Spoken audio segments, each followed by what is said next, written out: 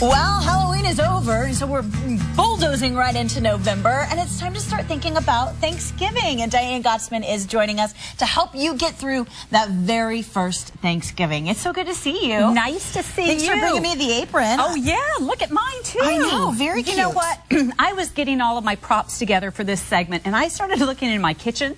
Ratty. I've got all this ratty stuff. So I called our friends at Williams-Sonoma at La Cantera, and they let us borrow all of these things.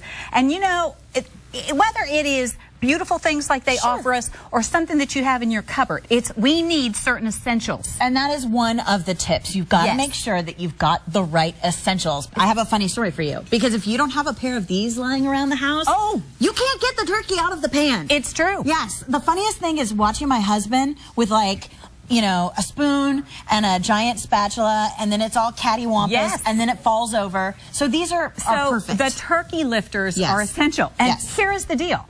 If you use these turkey lifters and you have this throwaway aluminum thing, you know, roaster, you're going to go right through and make holes. So, you know, if we can just look back here for a second, this is a large flared roaster. With the emphasis on flared, I just learned something. When you use a flared roaster, meaning it goes out like this, that means that the turkey cooks prettier and juicier. So I just learned that tip. I love that. If you are hosting your first Thanksgiving and you're asking for things for the holidays, because that's a tip, you know, you don't have to have everything all at once. But it's not a bad idea to get some of these things for the holidays. Like, I got this Staub pumpkin. That is mine.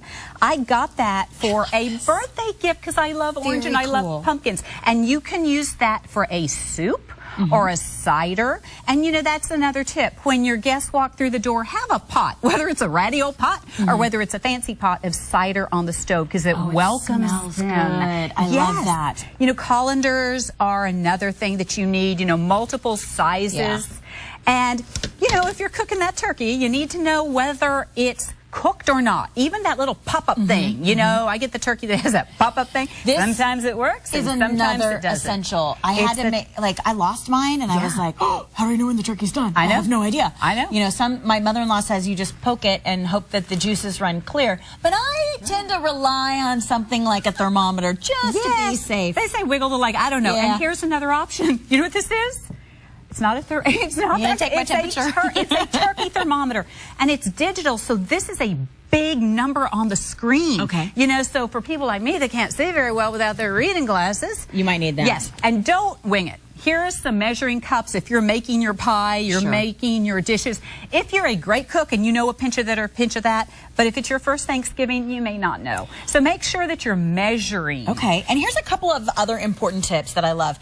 Set the table before the big day. Yes. I love that. Because that way you are ready and you're not stressing out. Okay. Do you have pot holders at home? They look disgusting. Okay, here's mine. Here are the beautiful ones. Here are my nasty ones. That's what mine look like. This is what I use. So, but you know what? Really, a good pot holder protects your hands. And I started some on fire last year. So, you know, it's important. You know, a grater. It's important to have a grater. Also important, and this is another important thing, because we got to talk about, you know, what comes before Thanksgiving dinner.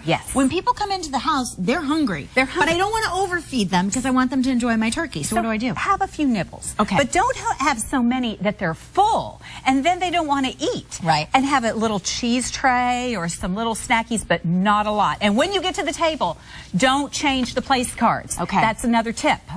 Make sure you're sitting where your host wants you to sit. Absolutely. This, I think, is a great tradition to introduce to your family. Tell me about the recipe card idea. This is actually a girlfriend's recipe. This is a chicken salad recipe for after, or you can use turkey. But you can collect these recipes, handmade recipes from your friends, and this becomes part of your holiday tradition. This is a holiday tradition for me. We have one. When you talk about the place cards, my mother-in-law brings a lot of great stickers and cards for the kids, and they decorate the place cards.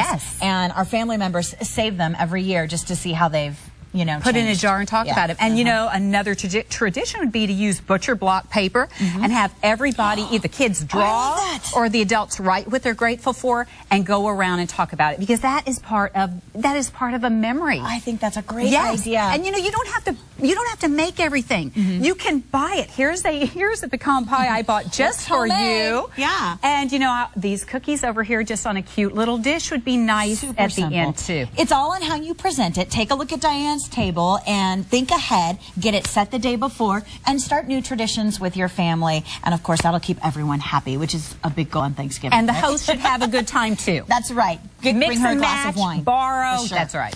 Diane Gottsman is our etiquette expert. You can find her online, DianeGottsman.com, or give her a call at the Protocol School of Texas, 826-7400, 826-7.